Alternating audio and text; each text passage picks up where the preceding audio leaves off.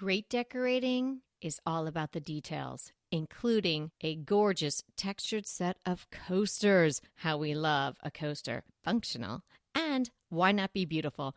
Quince has a gorgeous set of woven rattan coasters in 3 terrific colors with their own little holder that you're going to absolutely love. And if you haven't visited quince.com/DTT yet, get on over there. It's everyday elevated living without the markup.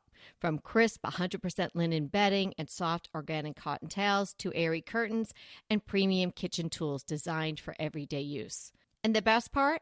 Like Quince's clothing, their home goods are half the cost of similar brands. By partnering with top artisans, Quince cuts out the cost of the middleman and passes the savings on to us. And Quince only works with factories that use safe, ethical, and responsible manufacturing practices and premium fabrics and finishes. Elevate your space with home essentials from Quince. Go to quince.com/DTT for free shipping on your order and 365-day returns. That's Quince, QUINCE.com/DTT to get free shipping and 365-day returns. Quince.com/DTT. I do, and please don't.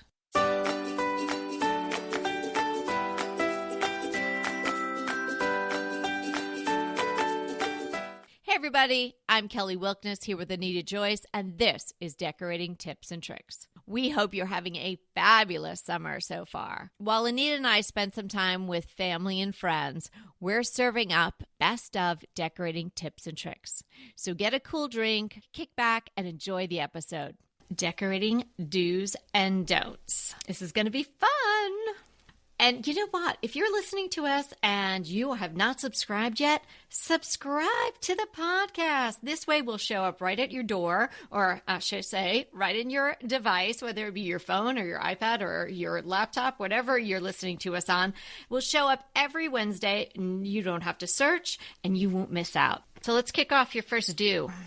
Well, my do is something that I feel like I say this all the time, but it's just something, it's just that good.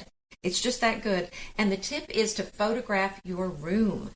There's so many times people tell me that once they photograph their room, they notice something they didn't notice before, but they see it in the picture. But, you know, when you're walking around in your room, your eye tends to, you know, if you have a pile of laundry in the corner of your room, like if I had that in my room, my brain would say, don't even look at that. Pretend it's not there. And then I would probably forget about it until I took a picture and thought, well, there it is. So you do notice things in a picture that you might not notice in real life. And also, it's just kind of a different way of viewing it. A picture is a little different than seeing it in person. So you'll be able to see some things from particular angles, like as someone's walking in. You may experience the room a little differently because maybe you say, well, I normally sit in this chair, but a guest coming in is coming from the other angle. So it's something I really feel like very strongly that it will be very helpful for. It is very enlightening about your rooms when you take photos. So I suggest that you take Anita's advice and do that. And you should mix patterns. Please do. Don't just sort of color block your accessories, whether it be pillows or other items. Mix it up a little bit. You could have a large pattern, a small pattern, and then maybe something like a geometric or a stripe. So have some fun with it. It gives a real layered sense to the room, and each of the patterns really sort of becomes better because it's juxtaposed to something else rather than just having maybe the pillows that came with the sofa or something like that. So I suggest that you play around with it, get swatches, learn to mix patterns well. We have some episodes on that we could link in the show notes to this show, but definitely experiment and mix up your patterns. And that's what makes the room so fun, is mixing all those patterns. I love to have patterns in the room and not just solids. I think you're going to end up with a better look at the end of the day if you have those patterns in there and mix a few different ones in. Another thing I wanted to say, because so many of us have this ideal place that we want our house to be and we're not there yet, to really enjoy the journey, enjoy the process, and not be so focused on it perfection and this end goal. You know, you may not ever get your house to this perfect place. And it's it's okay for me to say I'm not a perfectionist, and I kind of try to enjoy every phase along the way. But I know some people really are perfectionists, and they feel like they cannot enjoy it until it's perfect. But, that's the thing. It may never be perfect. So why not enjoy it now? Yeah, so true. That makes me twitch a little bit, but I think that it really is something that you should strive for. So I was talking to you? Well, a little bit. Although your house is pretty perfect. Well, you're very sweet, but I only show you some of it. You don't see what's going on behind me. Isn't that true of taking photos? Sometimes you're like, what is happening behind me? The boxes are overflowing, but it looks pretty good right in front. It's not in the picture, though. Yes, just edit that out. Add a bold piece or make a bold move. Don't be afraid. Neutral's great, and we love that as a foundation. And I'm not saying you need to slather your walls with purple paint or something like that. Bold for you, bold within your decorating vernacular or your style. Something that's bold could be a real focal point in the room, whether it's a beautiful antique or whether it's the way that you treat your fireplace. Or it might be the color of the walls, or it might be a wallpaper or something like that. But experiment with something bold. And maybe if you're a little afraid to get bold and everything, you really went neutral hard and you're looking around, you think, oh my gosh, that would be so scary to paint a wall or to wallpaper, and it's such a big commitment. Try something that's just an interesting accessory. Maybe it's just even a really big vase that you put big branches in, like make it a big moment and see how you like it. That is completely reversible. Another do is if your rug is too small, replace it with a larger one. Or if you love the rug that you have, why not layer the rug like we talk about and put a larger solid colored rug underneath and do the patterned one on top. This is just a beautiful way to extend the rug, and nothing messes up a room like a rug that's just too small. The bath mat. You definitely don't want the rug the size of a bath mat. A bit of asymmetry. Now, I'm a symmetrical person. I really like two things flanking, things that are the same. But a little bit of asymmetry, which is not the opposite of symmetry. It's a form of symmetry, actually. And I know that we have an episode that we talk a lot about that in. So if we can dig that one up, we'll tuck it into the show notes as well. But just a bit of asymmetry really makes a room interesting. Now, for me, I would not necessarily have asymmetry in a place like my mantle or maybe on either side of a floral arrangement on my dining room table. There, I want the symmetry. I want 3 candlesticks on one side and 3 candlesticks on the other. Or, on the mantle, I want 2 vases that match, or a vignette that matches. But maybe the asymmetry comes in easier places, like one of your chairs maybe has a lumbar pillow and the other one has a different type of pillow, or one has a throw and the other one doesn't. So just a little bit of sort of knocking the symmetry off in the room can add a lot of interest. Now, you can think of a lot of different ways to do that. I just gave you a very simple example. But if you are new to this and you have everything that's a little, like little soldiers that are lined up with each other and your house is very symmetrical, maybe try pulling something away, or if you have 2 chairs that are matching, flanking a sofa, maybe you change one of those chairs to a different type of chair or to a chaise, or you take that chair away completely. So you can play around with it without buying anything new and just see how it feels to you. Yeah, I think that's a great idea, to add some asymmetry, but I also like symmetry too. So I don't like to do too much asymmetry, but there's definitely a call for it here and there. And if you have a lot of symmetry, you don't want to overdo. So you want to have something to kind of break it up so it doesn't feel too expected. You want to have some unexpected things in the room. So I think that is very helpful to have the asymmetry. Another thing that you can do is use large accessories and just a few of them in place of a lot of little things. You're going to end up with a so much better look. It's going to look cleaner. It's going to look less cluttered.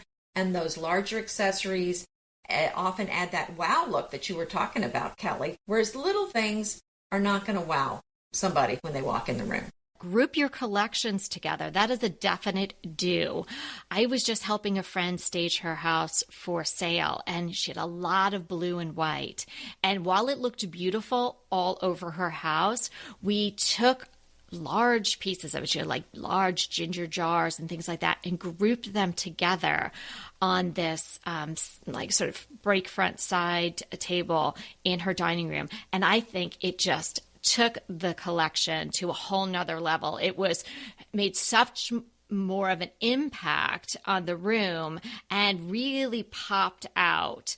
Whereas where it was scattered around, maybe one ginger jar here and a vase over there, you saw it and you were getting the flow of the blue and the white all around the house. But bringing it all together was a big wow moment. So that was kind of like grouping your collection and at the same time getting your bold move in. So it was kind of like two decorating do's in one shot. Well, and I agree. It's like you said, when you put it all together, it becomes one big wow rather than a lot of little ones. So there's some magic that happens when you put all of those pieces of a collection together. And the caveat would be, you might need to pare down your collection. If you have a massive collection, you might not be able to display all of it at one time. You might need to pull a few things back. The next do is to follow trends with inexpensive pieces like accessories, and rather than following trends with big ticket items like sofas. So if you want to follow the trends and enjoy something that's trendy, try it with a pillow that you can then get rid of in 2 years when the trend goes out. You don't want it to be a sofa and then you're stuck with the sofa that you spent, a couple of $1,000s on 2 years later and you don't like the trend anymore. Yeah, like the curvy, maybe crushed blue velvet sofa that looks so yummy right now. Maybe in a few years, that's not going to be where you want to be. I totally agree. That's a very smart and economical do. Another one, sort of like maybe the flip side of that, is buy one investment piece per year. Now, sure, if the budget allows, go ahead, buy some more investment pieces. But think about it in terms of you're building your decor. And you're not just talking about, a vase and a candle or something like that. The real big important pieces like the sofa, like the major pieces of furniture. Think about it like you're putting your money into something that's going to last a long time and is going to go with you no matter if you move to a different home.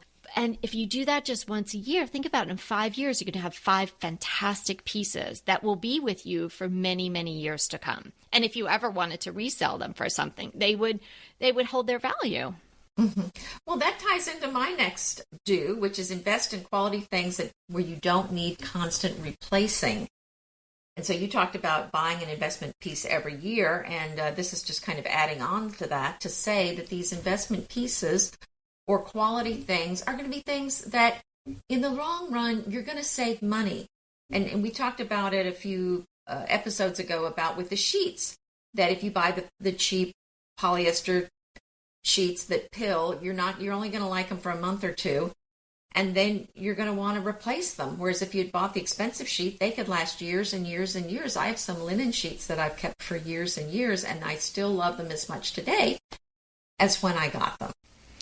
Yes, for sure. I was trying to think of when we just recently talked about that. Yeah, it was in connection with the linen sheets. Use natural materials, linens, stone, wood, wherever you can.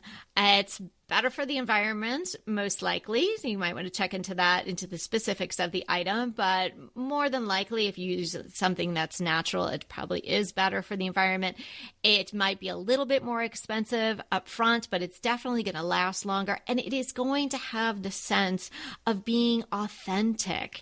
And having authentic things in your home is really, really important and goes a long way to enhancing your style and just making your home feel more luxurious. Those natural fibers too, Kelly, they last better. They're just going to hold up to more wear and tear. And I just think that they hold up better over time. So nature really does know what it's doing. Add a French chair for instant elegance. Well, you had to know that tip was coming. I know, of course, the French chair is coming. Well, the thing is, it adds so much elegance. There's so much beauty in French design.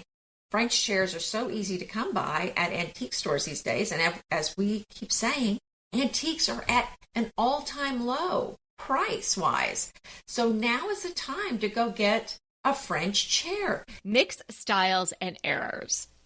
Don't get trapped in some sort of time warp. Even if it's right now, in 2021, don't get stuck here. Don't get stuck in the mid-century. Please don't get stuck in the Victorian era. I didn't. I'll help you. It's wonderful to add older pieces. Of course, we're going to suggest that. But mix your styles and mix your errors, and your house is going to be so much more interesting. And it's going to... there's a show I just heard about. It's called Frozen in Time, I think. It's on HGTV. Oh, yes. I've heard of that. And Maureen McCormick, Marsha is one of the hosts. And they go into houses that are actually frozen in time. And I think they concentrate on maybe the 50s, 60s, and 70s. But you know what that look is. You don't want that to be your house. It. I inherited one of those. So yeah, definitely mix it up. That is very now, and it will be very tomorrow. And so don't live in yesterday, I guess is what I'm saying. Well, but that's one of the secrets. How do you have vintage things in your home without it looking kind of frumpy and dated? You mix in modern elements. Another thing to keep in mind when you got your accessories, especially if they're not large accessories, is to use a tray to corral them.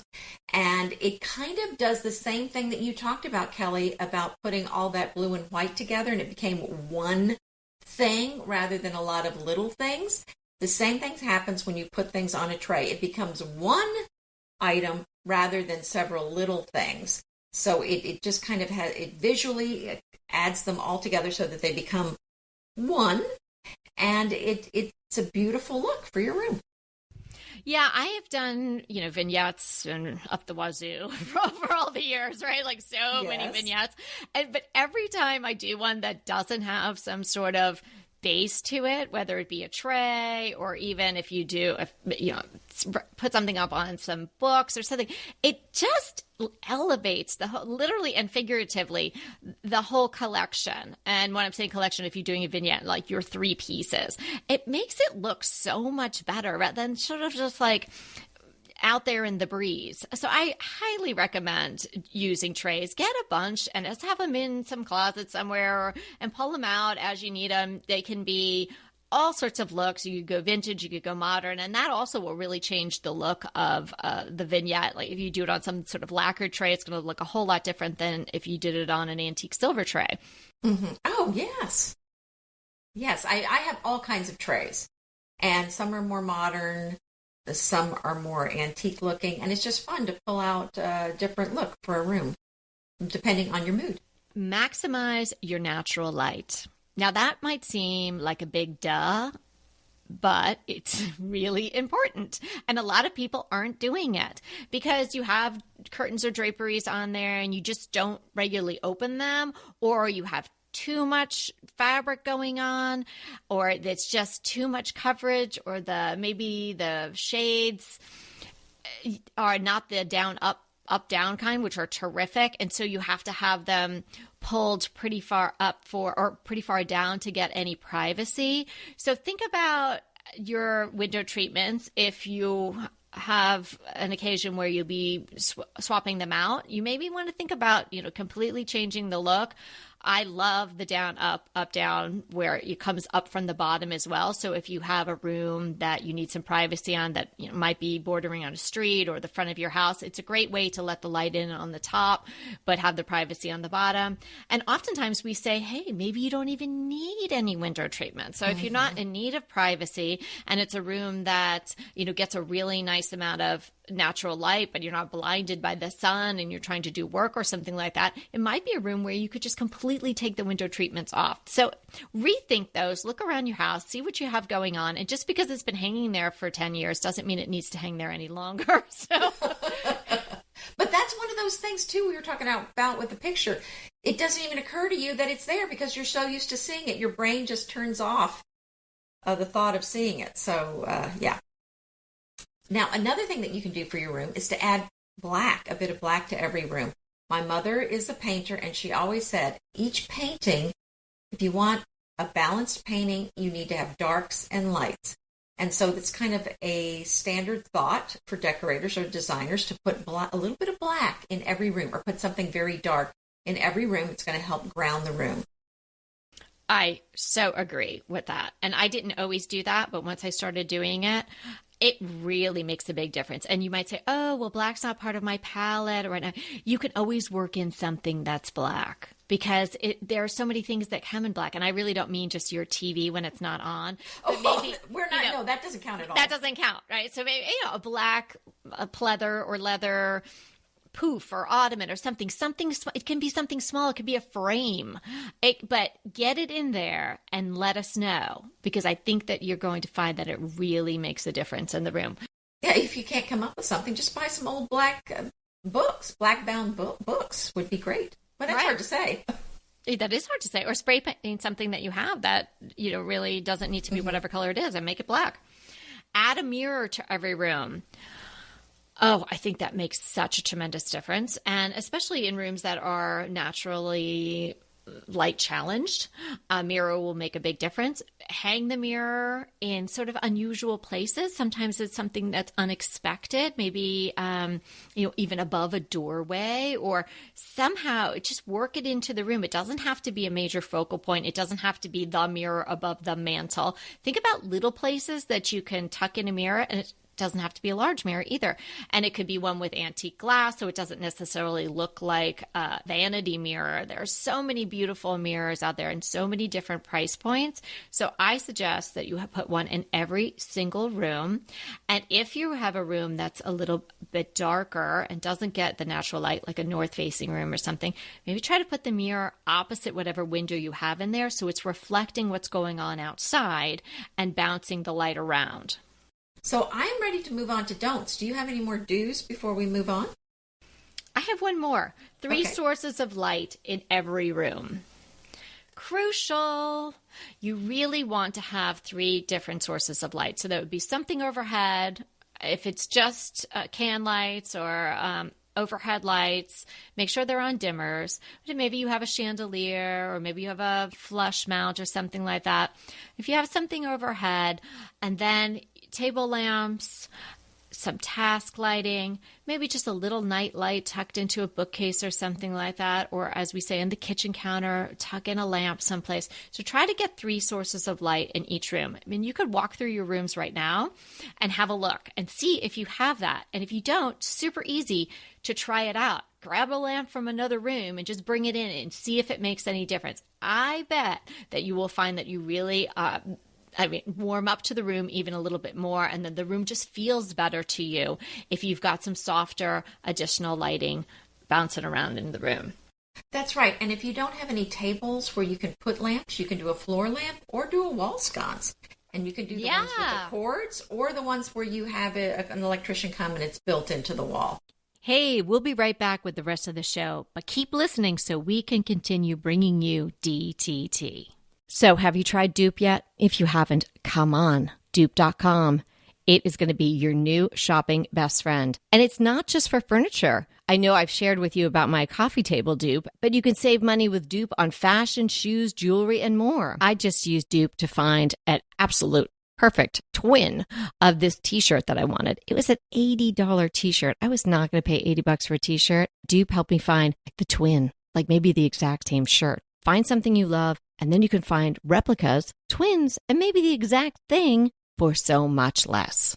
Give Dupe a try today. It is really so easy to use. You just type dupe.com / before any product URL in your browser, and voila! It instantly finds you less expensive alternatives. They even have an app and a browser extension you can download. No account is required. No sign up is required. It is completely free. I know, can you believe it? But it is completely free to use. Stop wasting money on brand names and start saving with dupe.com today.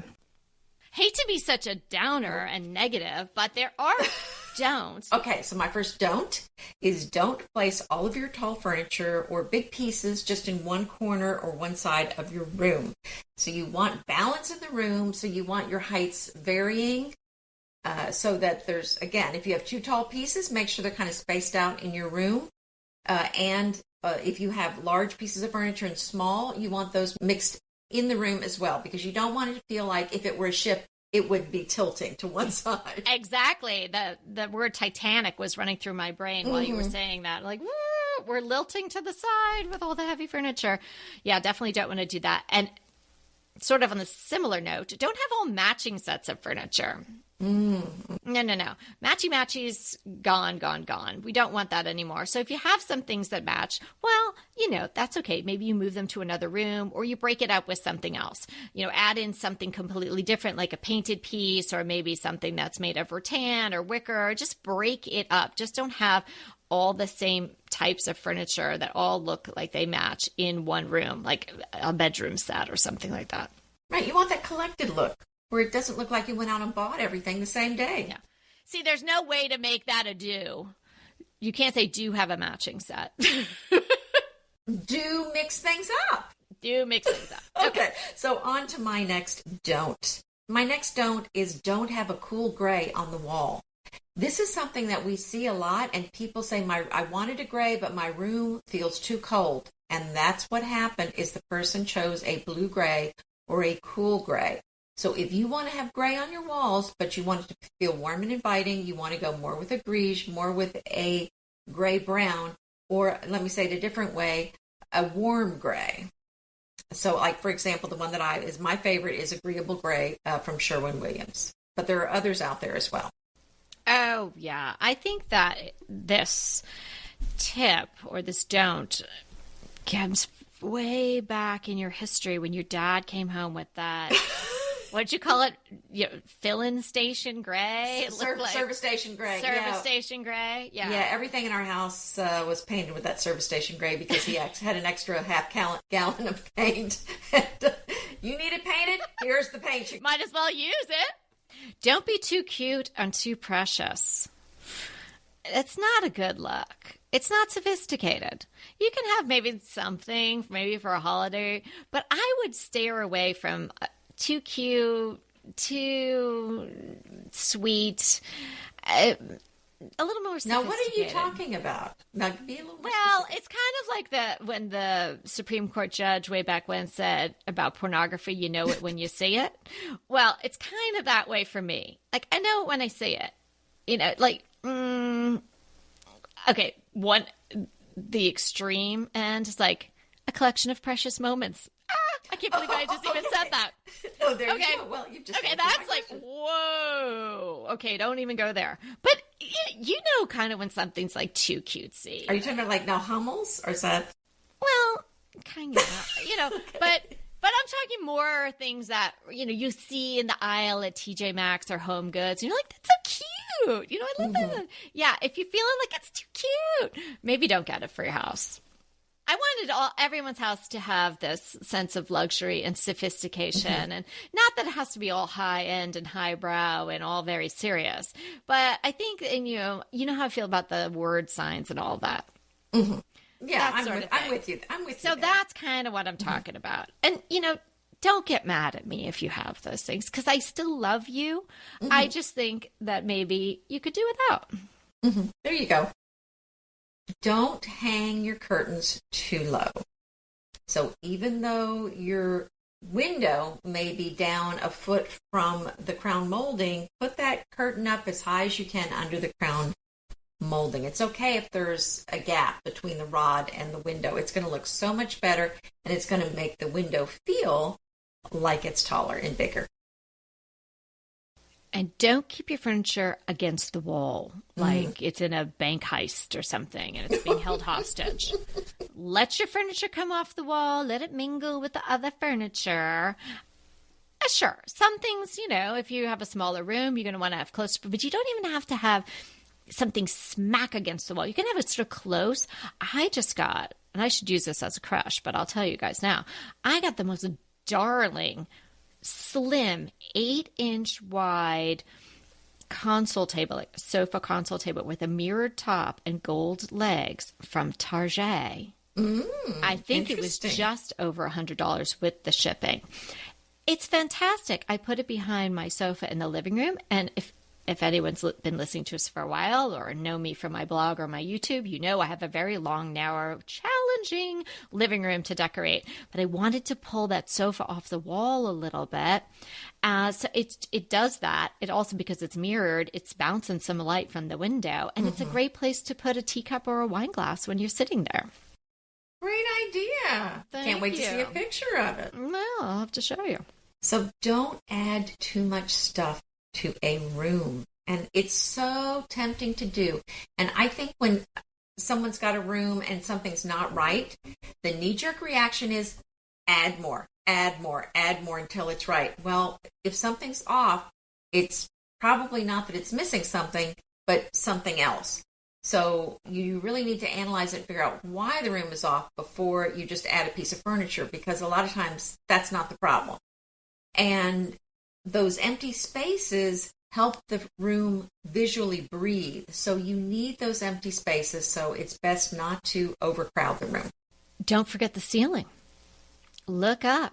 Think about it. You might want a treatment on there, like maybe some beadboard or some beams, or you might want to just paint it a different color, or you might want to put wallpaper on it. It doesn't have to happen, and it certainly probably shouldn't happen in every single room. That might be a little much, but maybe that's just the pop. Maybe, again, that's marrying a do and a don't. That's being bold and not forgetting the ceiling all in one fell swoop, because you can really make a statement up there. And I think it's the fifth wall that's often forgotten. Yes, good point. Don't use small artwork on a large wall. If you've got a large wall, you want large artwork. If you have a small wall, you can use small artwork, but it needs to be sized appropriately, or it's kind of like what we talked about with the rug. The rug, it's going to look cheap if your rug is too small for the space, and it's going to look cheap and skimpy if your artwork is too small for the wall. Don't use boob lights. That's all I'm going to say. Nobody has to elaborate on that one. If you don't know what a boob light is, look up. See if you have one. Yep, it kind of looks like what it's called. Body part. Don't use vertical blinds. And I'm not going to comment more on that. Stop. And don't have boob lights and a vertical blind in the same room. That's too much. Okay. Don't have rooms you don't use. Don't. Is that a double negative? No. Don't have rooms that you don't use. I don't think that's a double negative. No, it's not. No, you got it.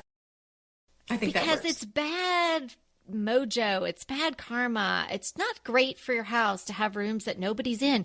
If it's a guest room and you have guests often, well, it's being used. But if you have a guest room and maybe somebody comes once a year or so, maybe tuck a little desk in there. Mm-hmm. Or maybe if you're a napper, God bless the nappers, I am not a napper. If there is a place to have a nap, maybe you snuggle in there. Or, maybe you have a window seat and you could go read a book in there or something. Use the rooms. Use all the rooms in your house. Yes, of course. I love that idea.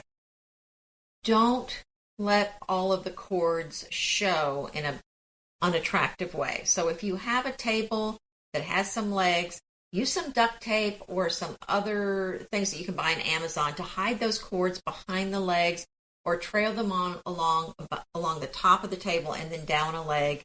There are ways to disguise all these cords, so there's really no excuse for having them all in a cluttered mess. Yeah. I mean, you look at blogs, you look at magazines, you say, how is that light on? It's magical. There's no cord. Yeah, well, sometimes it's Photoshop. Yeah, it could be Photoshop. That's a real trick, right? Mm-hmm. I don't know how to do that, so I have to use duct tape. Well, it saves you a lot of time photoshopping if you just did it that way. I bet. Don't let the aesthetics of the design overpower the function and use of the room. If you've been listening to me here for a while, you know that I think that function really should drive the design. At least initially, that's where I like to start when designing a room. So don't let it just be so perfect, or, it has to be just so to adhere to the design that you're striving for. And therefore, in doing that, the room doesn't function well, or it's not inviting, and nobody can get in there. Maybe, maybe there is too much furniture, like Anita's saying, don't have too much furniture. Maybe it's just too stiff. Maybe there's just something going on where the room isn't functioning as it should. So really think about function first, and don't let that go by the wayside to get a certain look. Mm-hmm. Don't paint a wall without testing the paint color in a smaller area. You could do the paints. What are those paint things that you buy? Sample eyes. Sample eyes. You can buy sample eyes, which will give basically a little piece of repositionable wallpaper that's the color of that paint that you can try, or you can buy a board and paint the board. But I highly recommend that you do this. It's a little extra work, but these mistakes can be a real disaster if you buy the paint without testing it first. Don't think of your decor as finished. It's always evolving. You don't want to, my room is finished, and then 10 years later, it looks exactly like it did the day I declared I was finished. And that's that. Sometimes that happens to people. I've had friends say, oh, wow, I put stuff in that bookcase 10 years ago and I never moved it again.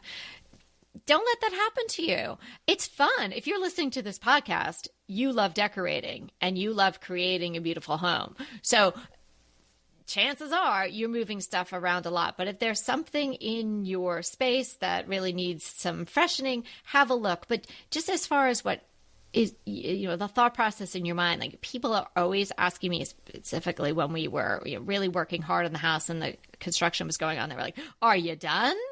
Oh. Are you finished?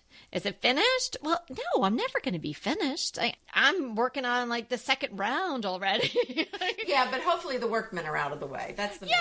I mean, yes, someday you're hopefully, but you don't want to be constantly tearing walls down and, tiling. And that's not really what I'm talking about. I'm talking about just don't think about it like, okay, boom, I put that vignette together and I'm done. Well, I wanted to talk about this for a second because I think it is definitely a mindset. Because when I first started decorating, I thought you decorate, you move things around till you find the perfect setup, then you leave it until you move on to some new design. But what I didn't realize is it really is good to be constantly moving it because you might find something you like better, but also you're going to get bored with it that way. I mean, and there's so much to love about moving things around. You're not going to get bored. You may find something that you really love that you hadn't even tried before, and you're going to be learning. Every time you move things around, you're going to learn what works and what doesn't work. And so it's just a wonderful school that you can have of interior design in your own house. Yeah, so agreed. And think about a person, yourself, or your wardrobe. You didn't graduate from college or finish whatever training you may have done and said, okay, I'm done as a person. I'm completely done. I will never revisit anything. This is how I am. No. And your wardrobe, what you were wearing 10 years ago, you're probably not wearing today. So your home should evolve. You should have that same mindset. Like I think I'm a lifelong learner, right? So every day you're hoping to learn something new or try something new. Well, try those same things with your house. Okay, don't buy side tables that are scaled too small for the chair or for the sofa that they're next to. So be sure that they are properly sized, because sometimes I see a really chunky chair and there's just skinny little glass table next to it, and they just are not working. They don't look like they go together. So definitely think about sizing when you're buying a side table to go with a chair or a sofa. Don't buy anything deliberately distressed. Embrace the wear and tear for sure and the patina of age. But I think those days are long gone. We got really excited about sort of man-made instant distressing, whether it be in kitchen cabinets. There was a real move towards that for a while. Or just even individual pieces of furniture, or even little accessories. Maybe just go find an antique that got beat around a little bit if you really like that look, which I do love that look. It feels a little too contrived when it's purposefully distressed. Well, I'd like to add a caveat that if you do it well, I think it's fine. But a lot of times, if it's just kind of slapped together and it's just been scratched with some steel wool and then you slap some wax on, I don't think it's going to look like you did it on purpose. But when you use a lot of those products like Amy Howard has, I think you can do it and it can really look like a real antique. So I think it just depends on, how much you put into it. We hope you enjoyed the do's and the don'ts. Again, take it for what it's worth. If you really want to do a do and don't want to do a don't or whatever, or the vice versa, we love whatever you do. So enjoy. Enjoy your home. That's really the whole premise of this entire show. That's right. Just kind of giving you some tips. Again, it's just fun and kind of learning. And it may be that sometimes we say something you don't agree with. That's fine. Just skip that part and go on to the part that you do agree with. But really don't have a boob light. Okay, what's the hot topic? The hot topic is a House Beautiful article, and it's called This Gorgeous $899,000 Condo Listed on Zillow Has a Bathroom Without Walls. Did you see the pictures? Well, yes, of course I had to look at the pictures when you sent that to me. Oh, my goodness. I was just so glad the picture didn't include a person in there. I'm just going to say this. A bathroom without walls, not going to touch it with a 10-foot toilet brush. It's just dumb. It's just one stomach problem away from divorce. I mean, it's dumb. Come on. It's really dumb. Yeah, I don't know why they did that. I just, no. And apparently they aren't alone. There are other places like that, from what the article said. Well, I guess. I'm just stunned that anyone would do that. So yeah. I just can't imagine other places do that. But I don't get it. Yeah. No, don't do that. That's one of our don'ts. Don't have a bathroom with no walls. What's your crush? Oh, well, this is a new company that I have not had any experience with before. Have you heard of Zazzle? I feel like I have. Okay, because I feel like I'm the last person to hear about them. So I have my recipes that I keep in a digital format, and then I print them out. These are any recipe that I've tried that I really like. Mm-hmm. I have collected, and it's basically my own personal cookbook. Mm-hmm. So I have a binder that I keep all of these recipes in because I have a hard copy all the time. But the nice thing, too, is because they're in Dropbox, I can pull them up on my phone no matter where I go if I'm traveling. But I put so much work into this cookbook. It represents lots of love, and it represents all these recipes that I've made and all this research I've done. I feel like it deserves a nice binder. And I had a pretty decent-looking binder, but I wanted a custom-made binder that said Joyce Family Recipes that had a beautiful binder. And so I found Zazzle will let you completely customize your binder cover. And they're really nice. I'm very happy with it. And they use the D rings, which is nice for your paper. And it was a very wonderful experience, and I highly recommend them. And I will link to the particular design that I ordered. Okay, so they make a binder, and then you printed out your pages and put them inside. Right, but what they do, they're kind of a personalized company. You can order binders, you can order business cards, you can order luggage tags, and they will custom do it with your image and then your text. I see. Okay. Mm-hmm.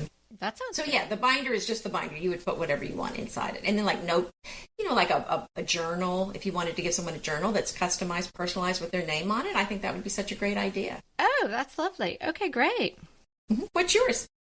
It's a book. It's a book actually that I listened to, but I think that if you were reading it, it would be just as delightful. It's called The Last Garden in England, and it's a tale of 5 women living across 3 different times whose lives are all connected by one garden. And I really enjoyed it. If you listen to books, whether on Audible or something else, I really loved the narration. I believe there were 5 different people. They definitely sounded like at least 5 different women reading the book. It spans, I think, from 1907-ish up until 2021, like into July, so into the future even. I thought it was fantastic, and I think everybody who listens to DTT might really enjoy it. So The Last Garden in England. Oh, that sounds wonderful. I'm going to have to try that. So our question today is from Lydia M., and Lydia is wondering what to do. She's got textured walls. I don't know whether or not she just moved into this house or whether the walls are just starting to talk to her, and she's curious about our thoughts as to whether or not she should keep the textured walls or have them changed, and if so, how do you change them?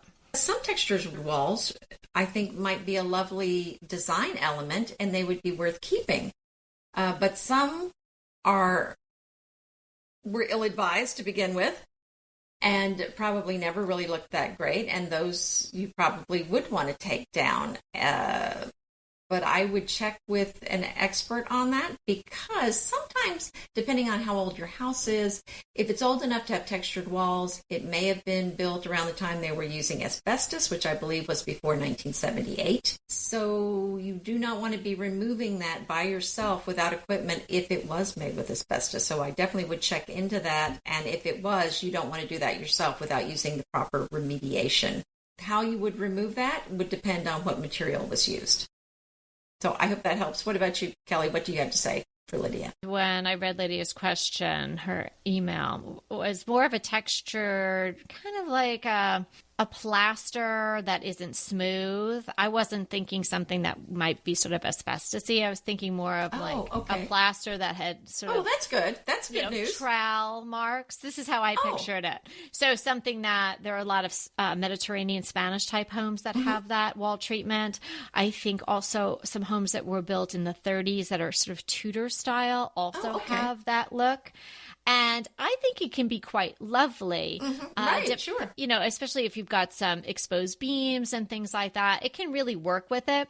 It can be, obviously, you can't put wallpaper over or something like that. So if it's in all the rooms, you may want to just maybe keep it in a family room or a living room or something like that. It does add, you know, this sort of texture in a sense to the room, sort of built-in texture. And if you didn't want to keep it, and I think that you can keep it in some rooms and get rid of it in other rooms. So if you did want to get rid of it in one or more of the rooms, Lydia, or anybody else who's listening, I think that you can just have it skim coated. And a lot of painters can just handle that. Or you could get somebody in who does drywall type work, and they would know how to sort of just smooth out the plaster. Yeah, we don't have a lot of that here. Yeah, so you can do that. The issue with plaster, and we had that in our house, even though we didn't have any textured plaster, it's lath and plaster because the house is so old, and sometimes the plaster cracks. So if you have cracking, if they're going over it with a skim coat, it may crack again. Over time, the cracks may reappear. So if you're trying to do this, say, in a bedroom or a room it's easier. There's not a lot of nooks or crannies or beams or things to go around. So say it's a simple room that's more of a square or rectangle.